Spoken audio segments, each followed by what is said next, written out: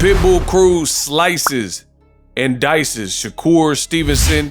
He says what a lot of people have said recently, that he's boring.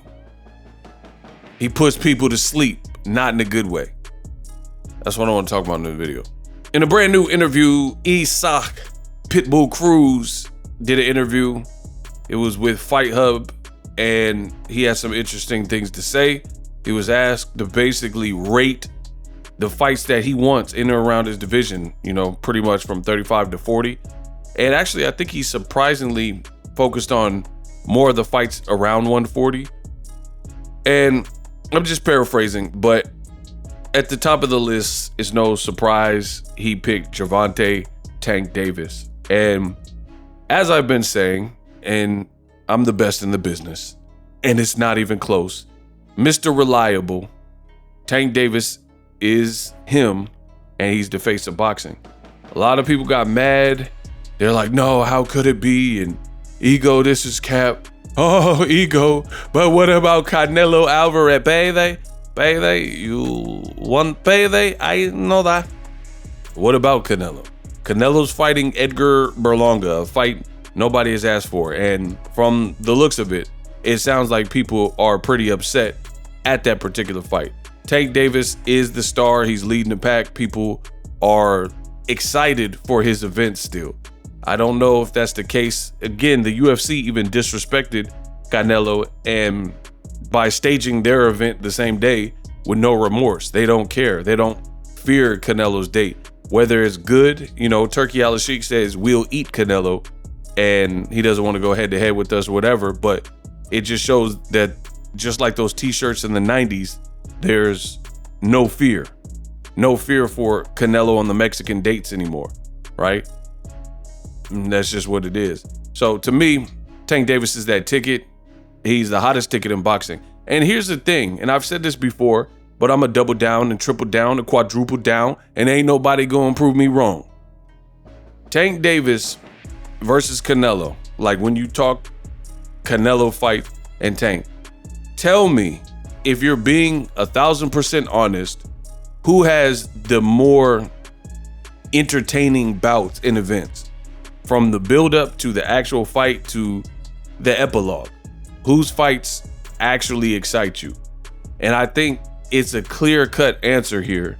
It's Gervonta Davis. I mean, name a time in the last 5 or so fights, last 5 or so years from Canelo, where he had a knockout that was as incredulous as Tank Davis knocking out Frank Martin or the Rolly knockout. The last time Canelo even knocked someone out, I think it was in the Caleb Plant fight in, let's say, 2021. And that was a step up for Caleb Plant, right? In a unification. But Caleb Plant wasn't unconscious and he was hurt. It was a rightful knockout. But you guys get what I'm saying. Frank Martin, he got to his feet, but it would have been bad. It would have been poor judgment on behalf of the referee if they were to allow that to continue. So definitely a difference between a Tank event and Canelo events. His fights, just the buildups are boring. He just posts pictures of him golfing and drinking water. Nobody wanted to watch that on Canelo's post. Tank makes it fun before, during, and after the fight. So rightfully so, Pitbull Cruz wants a rematch with them. The first fight was good. Tank had a messed up hand. Pitbull's the only guy in recent memory to go the distance. He's the only guy to go 12 rounds with Tank Davis. So if he beats El Rayo this Saturday on Riyadh's season card, definitely something that could potentially happen in the future, especially with Lomachenko backing up. Now, he did mention other people like Pitbull Cruz said Tank, of course, number one. He mentioned Teofimo. He mentioned Ryan Garcia. And he says these are just all fun fights that the fans could get behind. But when it came to Shakur Stevenson, he put him last. And through his translator, he was basically saying, Shakur, he's the most boring.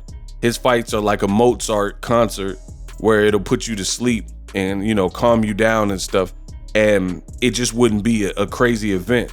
And it wouldn't be an event that the fans can rile behind. Now, my thoughts, you know, it is what it is. Pitbull said his piece, and you got to kind of agree with Pitbull Cruz. Now, that's not to say Shakur Stevenson isn't a good fighter with skills. He definitely possesses skills, but maybe his style is an acquired taste. And here's the thing. When I'm saying it, it means something different. I'm ego. I'm boxing ego.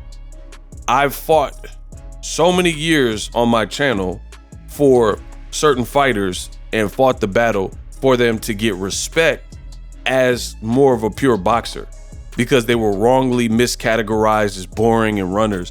Guys like Floyd Mayweather, guys like Guillermo El Chacao Rigondeaux. Because, like, for example, let's say El Chacao Rigondeaux. Rigondeaux, he didn't throw that many punches, but in his rightful divisions, he was lethal. So when he went to Japan and fought a Magasa, he had his face looking crazy. And that's just with, as soon as he decided to open up, he was a sharpshooter and bop, bop. You know, and he would just release these shots that were lethal. So I always enjoyed the craft of two-time gold medalist Guillermo Rigondeaux. Floyd, I don't even have to say too much. People were hating.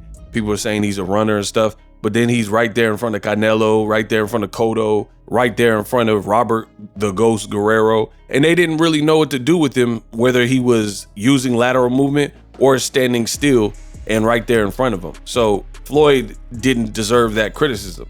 However, when it comes to Shakur Stevenson, even when he says, I'm gonna go get him, I'm gonna stop Artem, I'm gonna knock him out, he's saying this before the fight, he's saying it during the fight, and then it's almost like he never cashes in on that. And when he fights some guy with some semblance, like somebody who's not just bewildered out there, somebody who's somewhat capable with a couple attributes, I feel like it's a pattern at this point that Shakur Stevenson's fights have looked the same. When he's fighting Nakathila, when he's fighting against Edwin De Los Santos, when he's fighting Artem Haratunian. And these aren't even necessarily the absolute creme de la creme best guys in the division, but Shakur Stevenson, the pattern emerges. Now you could listen to Boxing Ego or you could listen to Terrence Crawford because he's done interviews and he said stuff like, oh, I like what Shakur's doing and he's fighting great. I mean, it is what it is. At best, it's an acquired taste. I'm just being honest. I don't have a horse in the race. I don't even have a preference in style. I don't care if you're a pure boxer because I understand you're not going to knock everybody out. I get that. But I'm going to keep saying it. Shakur puts himself in that negative light by promising knockouts. Sometimes you got to shut the F up and just have the performance you have and then keep it rocking. So as long as Shakur talks and says, oh, I'm better than everybody and I could beat these guys and oh, you guys don't know. Like Shakur, if you go, just follow him on social media. I follow him. I follow all these important fighters. Just listen to and watch his post. He'll post stuff like, I'm getting stronger in the gym. I feel better. And then after the Edwin De Los Santos criticism, he's like, I can't wait to show you what I've been working on in the gym. This type of attitude. And then you said all this and you hyped it up and you built it up. I can't wait to show you. Oh, I'm feeding off your negativity. I'm feeding off the negative energy that you guys bring. Oh, I'm so much better. Oh, rounds in the gym. Oh, I feel so good. I feel so sharp. Oh, 100% healthy Shakur Stevenson is going to be a problem. And then you hype it up. And then the fight with Artem is cool. Like in terms of you won, nobody's disputing that you won, but nowhere near the level of hype that you set us up for. You know, people are expecting something spectacular. Tank does far less talking and it's far less explosive outcomes against, in my opinion, a lot of guys that are more dangerous. Like you gotta, at the time, respect undefeated Rolly's power. You gotta respect undefeated Ryan Garcia's power. Undefeated Frank Martin, his explosive style. You know what I mean? Artem Haratunian was literally coming off of a loss and you can't even knock him down. You hurt him, but it doesn't match. It's that simple. It's like me and my ex-girlfriend, right? We went to Los Angeles. This is a long time ago. This is many girlfriends ago, right? And Online, the hotel looked like a resort. It looked crazy. It looked like, some Hawaiian island type of resort. We thought the price was fair for the hotel. This is great. We fly to LA, get to the hotel. It looks like they filmed a horror movie in this hotel. It doesn't even look like a hotel. It looks like a motel. It looks like the Bates Motel or where they filmed Insidious or something. It looked crazy. And it looked nothing like the pictures. The area looked real seedy, like, homeless vagrants and stuff walking around.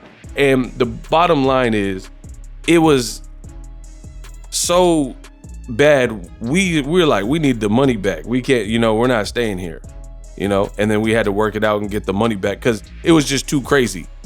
Me and my ex, we got catfished by a hotel. Let me know in the comment section if you've ever been catfished by a hotel, because I certainly had. The pictures looked nothing like it. It looked dirty from the outside. It just looked too crazy. That's what I'm talking about. You have to under-promise, over-deliver. If the pictures look fire and then you got these fake-looking pictures that don't really represent the rooms, like, oh, this is what the hotel looked like in 1996, but then now the rooms look crazy and dilapidated and all that, then that should be noted and it should be updated on your website so people know what they're getting into. Otherwise, you're catfishing and people are going to see the same thing. Same thing if you went on a date with a chick and she's showing her pictures from high school or shortly after and she looked fine still, and then she done put on a bunch of weight and looked crazy and had kids and looked stressed and got bags under her eyes, and then you swiped right on the website, on the dating site, because you truly thought that the pictures were a good representation of who you were going to go on a date with. That's not fair. This is what Shakur Stevenson, in essence, is doing. He's catfishing his fights. He's overpromising and under-delivering, which is the opposite of what I said he should do. He's talking about, oh, I'm going to destroy Artem. I can't wait. I feel so good. I'm fully healthy. And then after the fight with Artem, Shakur Stevenson is talking about both of his hands was messed up. Like, what? You just said you was healthy after the Edwin De Los Santos fight, and you said you were going to get the knockout. Post-fight is something else. You're saying stuff like, oh man, he kept moving. I mean, what do you want him to do? You want Artem to get hurt and stand in front of you so you can finish the job? No person who's anywhere near elite is going to let you wail on them and not be in survival mode if they're hurt and not try to figure it out so at least they can go the distance. So that's just kind of common sense.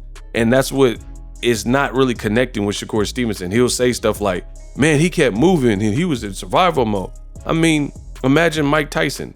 Mike Tyson hit you with something crazy. Would you want him to just sit there and then wait for the kill shot? It's just not really at an elite level what happens. Now, some people, if they're badly hurt or rocked like Frank Martin, he just got set up for the kill shot because he was dazed and he was out of it. But all in all, that's not what people are trying to do, So if they have if they have enough wits about them, they're gonna try to fight back. It's just kind of common sense. So again, you can't really be mad at Pitbull Cruz for making these statements on Shakur Stevenson, and you're not delivering what you're saying you're gonna deliver in your fight. Point blank, period. So when guys like Pitbull Cruz or YouTubers or whatever are calling you boring, just know that you kind of ushered this in by over-promising things that if you just stuck to your style and say, hey, my defense is tight, these guys have a hard time hitting me, then you at least have a better chance of surviving the comment section. But when you're acting like a knockout artist and, tough guy and that kind of thing, and like, I'm from Newark and I'm gonna destroy you, then people are expecting that. Because there are guys like Kermel Moton, there are guys like Abdullah Mason and Gervonta Davis, right? What they're saying, Floyd Schofield, they're actually doing in the ring, so their legends continue to grow. Even Jerron Boots Ennis, right? There's a lot of fighters like that who are doing, like Boots. He's very humble. He rated his last performance And he said he was kind of critical of himself. But for real, he got a corner stoppage. He made the guy pretty much retire on the stool. And yet he's still there's some level of humility. But with Shakur, he just talking, and then can't produce the exact fireworks that he's talking about. So I'm not surprised by Pitbull Cruz and others saying what they're saying about they get sleepy when Shakur fights, yada, yada, yada. Me, I still want to see Shakur versus Pitbull Cruz because I think he has a wild style and we can see what Shakur could do against somebody who's battle tested. And it would be a good barometer because Gervonta Davis fought Pitbull Cruz. So I still want to see the fight. I'm just giving you my thoughts in general. Let me know what you think.